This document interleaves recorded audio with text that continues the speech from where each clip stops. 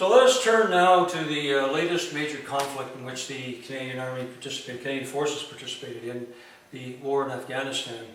What we have done here in the museum to help people understand what I've talked about before in terms of the scale of sacrifice is Nova Scotia Roll of Honour, and on this board here are the faces and the names of 14 soldiers born in Nova Scotia who were killed during their service during the Afghanistan conflict. They're very young, and the photographs are in color, which I think helps younger people understand that they were folks just like them, in many cases as young as they were. Some are 19, 20 years old, which is not unusual for any soldier in any conflict.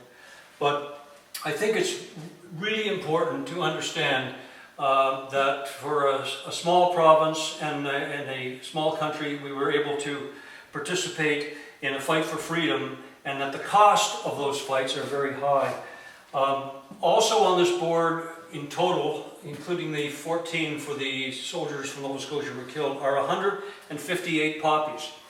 It is very difficult for someone to place in the context of war casualty figures like happened to us in the First World War. 67,000 dead, 173,000 wounded. In the Second World War, 45,000 dead, 55,000 wounded. How can you see in your mind that number and come to grips with the scale of sacrifice? Well, you can see 158 poppies. And you can imagine what 67,000 would look like, what 55,000 would look like. And in Korea, 516. And in peace operations, 130.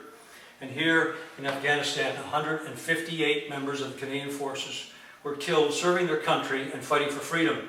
It's a story that never gets old, and one that we hope we do justice to here at the Army Museum. So I encourage you all to come and take a look at the faces of the soldiers who serve you and our country, and remember them and the sacrifice they freely gave for freedom, because freedom is never free.